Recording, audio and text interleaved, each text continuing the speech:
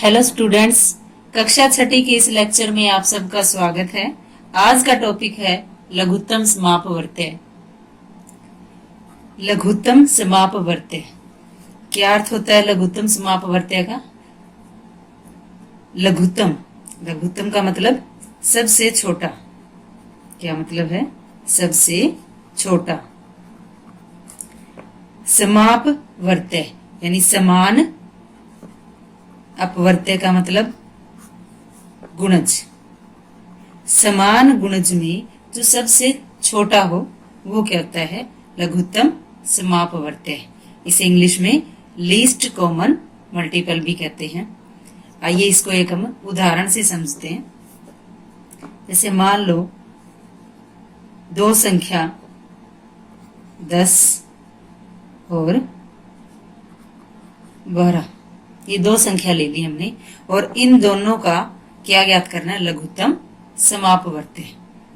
लघुत्तम समापवर्त्य के ज्ञात करने के लिए दो या इससे अधिक संख्याओं की आवश्यकता होती है। अब सबसे पहले क्या करेंगे? 10 के सभी गुणज ले लेंगे। 10 के प्रथम गुणज, सभी तो नहीं ले सकते, प्रथम गुणज ले लेंगे। 10 गुणज का मतलब यानी जो 10 के पहाड़े में आते हैं। 10, 20, 30, 40, 50, 60, 70, 80, 90, 100 आदि। इसी प्रकार 12 के प्रथम गुणज ले लेंगे। गुणज अब 12 के 12, 24, 36, 48, 60, 72, 84, 96, 108, 120 आदि। अब इन दोनों संख्याओं के हमने क्या ले लिए हैं? कुछ गुणज ले लिए हैं। इन दोनों संख्याओं के समान गुणज ढूंढेंगे। अब समान गुणज कौन कौन से हैं? ये देखो, पहले क्या है? 60। उसके बाद देखो यहाँ 10 के गुणज में हमने 100 तक लिए हैं। 110, 120, 130 ये भी ले लेंगे। अब और कौन सा गुणज मिल रहा है? 120 और 120। और पहला कौन सा था? 60 और 60, यानी 10 और 12 की कॉमन यानी उभयनिष्ठ गुणज। उभयनिष्ठ गुणज वो क्या है? 60, 120, इसके बाद क्या आएगा? इसी तरह 180 आ जाएगा। उसके बाद 240 इस तरह आ जाएंगे। 60, 120, 180, 240 ये क्या? 10 और 12 के उभयनिष्ठ यानी कॉमन गुणज है, कॉमन मल्टीपल। इन सब में सबसे छोटा कौन है? 60। कौन है? 60। तो 10 व 12 का लघुत्तम समापवर्त्य क्या होगा? 60 होगा। तो इसी तरह अगर 3 संख्याएं हैं तो उसमें भी क्या करेंगे? हम पहले तीनों के गुणज ले लेंगे और उन तीनों में जो कॉमन होगा, सबसे छोटा जो कॉमन गुणज होगा, वही क्या कहलाएगा? लघुत्तम समापवर्त्य। एक और उदाहरण देखते हैं। उदाहरण दूसरा, यहाँ 3 संख्याएं दी हुई है, 9, 12 और 18। इनका एलसीएम ज्ञात करना है यानी लघुत्तम समापवर्त्य ज्ञात करना है। तो सबसे पहले 9 के प्रथम गुणज क्या होंगे? 9 के प्रथम गुणज यानी 9 का पहाड़ा। 9, 18, 27, 36, 45, 54, 63, 72, 81, 90, 99, 108 आदि। इसी प्रकार 12 के प्रथम गुणज, 12 के प्रथम गुणज यानी 12 का पहाड़ा। 12, 24, 36, 48, 60, 72, 84, 96, 108, 120 आदि। इसी प्रकार 18 के प्रथम गुणज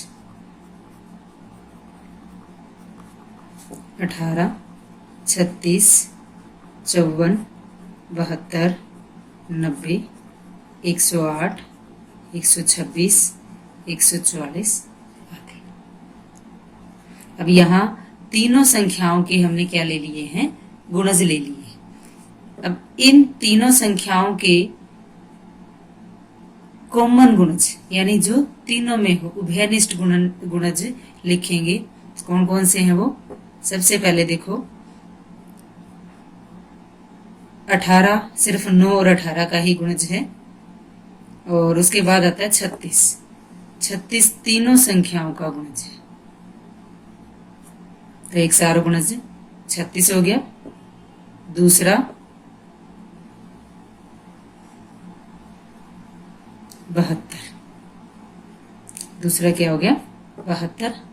और तीसरा गुणज ये देखो 108, 108 और 108, तो तीसरा गुणज आ गया 108। इसी प्रकार आगे और गुणज लेंगे तो इसी तरह उनमें से हम कॉमन गुणज लिख लेंगे। तो सारा गुणज क्या है 36, 72, 108 आदि। अब इन सभी सारा गुणज में जो सबसे छोटा हो, लघुत्तम यानी सबसे छोटा, और सबसे छोटा कौन है 36। 36 ही क्या कहलाएगा 9, 12 और 18 का लघुत्तम समापवर्त्य 36। ठीक है, तो इस प्रकार लघुत्तम समापवर्त्य क्या है, दी हुई 2 या 2 से अधिक संख्याओं का सबसे छोटा सारव गुणज ही क्या होता है लघुत्तम समापवर्त्य होता है। और इसको संक्षेप में क्या कहते हैं एलसीएम। क्या कहते हैं इसे एलसीएम। ये तो था लघुत्तम समापवर्त्य की परिभाषा, यानी ये क्या कहलाता है। अब लघुत्तम समापवर्त्य कैसे ज्ञात करते हैं उसके कुछ एक उदाहरण देखते हैं। अगला उदाहरण है 24 और 90 का एलसीएम ज्ञात करो, यानी लघुत्तम समापवर्त्य ज्ञात करो। अब लघुत्तम समापवर्त्य ज्ञात करने के लिए हम इनके हर बार सारा गुणज नहीं ज्ञात करेंगे, इसको दूसरी विधि से हल करेंगे। तो सबसे पहले 24 और 90 दोनों को एक पंक्ति में लिख लेंगे, और उसके बाद प्रथम अभाज्य संख्याओं से इन दोनों को विभाजित करके लिखेंगे। अब अभाज्य संख्याएं कौन कौन सी हैं? अभाज्य संख्याएं सबसे पहले 2 जो सबसे छोटी होती है, फिर 3, 5, 7, 11, 13 आदि। सबसे पहले 2 से विभाज्य करेंगे इन 24 और 90 को, और दोनों ही क्या हैं सम संख्याएं हैं। यहाँ हम इनको अलग से भाग करके नहीं देखेंगे, बल्कि विभाज्यता के नियमों का प्रयोग करेंगे। अब 2 से कोई संख्या कब भाग होती है? जब वो सम संख्या हो, और 24 और 90 दोनों ही सम संख्याएं हैं, दोनों 2 से विभाजित होंगी। तो 2 एकम 2, 2 दूनी 4, 90 को विभाजित करेंगे, 2 चौके 8, 1 बच गया, 2 पंजे 10। 12 45 में 12 2 से विभाजित होता है, 2 छिके 12। 45 विभाजित नहीं होता तो 45 का 45। इसी प्रकार फिर अब 6 2 से विभाजित होता है, 2 तिये 6, 45 का 45। अब इन दोनों संख्याओं में से कोई भी संख्या 2 से विभाजित नहीं होती। तो अब अगली अभाज्य संख्या क्या है? 3। 3 से विभाजित करेंगे, 3 और 45 दोनों ही 3 से विभाजित होती हैं, तो 3 एकम 3 और 3 एकम 3, 1 बच गया, 3 पंजे 15, 15 तिये 45। फिर 3 से 1 का 1, 3 पंजे 15। अब ये किससे विभाजित हो गए? 5 से, 1 का 1, 5 एकम 5। और अब यहाँ लास्ट में क्या बच गया है? 1। अब 24 और 90 का एलसीएम क्या होगा? यहाँ जो हमने अभाज्य गुणनखंड जिनसे विभाजित किया है 24 और 90 को, इन सब की गुणा करेंगे, वही क्या होगा? एलसीएम होगा। 24 90 का एलसीएम यानी लघुत्तम समापवर्त्य है, वो क्या होगा? 2 गुणा 2 गुणा 2। 3 कितनी बार है? 2 बार, तो 3 गुणा 3 और 5 एक बार। अब 2 दूनी 4, 4 दूनी 8, 8 तिये 24, 24 तिये 72, 72 पंजे 360। 360 क्या है? 24 और 90 का एलसीएम। एक और उदाहरण देखिए। 40, 48, 45, यहाँ 3 संख्याएं हैं, का एलसीएम ज्ञात करें। इनको भी क्या करेंगे? पहले सवाल की तरह ही एक पंक्ति में लिख लेंगे। 40, 48 और 45। इन्हें भी सबसे पहले अभाज्य संख्या 2 से विभाजित करेंगे, तीनों को ही इकट्ठा। 20 दूनी 40, 24 दूनी 48, 45 विभाजित नहीं होता तो 45 का 45। 20 और 24 दोनों 2 से विभाजित होते हैं, 2 दाई 20, 12 दूनी 24, 45 का 45। अब उसके बाद 2 पंजे 10, 2 छिके 12 और 45 का 45। अब 6 2 से विभाजित होता है, 5 का 5, 2 तिये 6 और 45। अब 5, 3 और 45, इन तीनों में कोई भी संख्या 2 से विभाजित नहीं होती, तो अब अगली अभाज्य संख्या क्या ले लेंगे? 3। अब 3 3 से विभाजित होता है और 45 भी 3 से विभाजित होता है,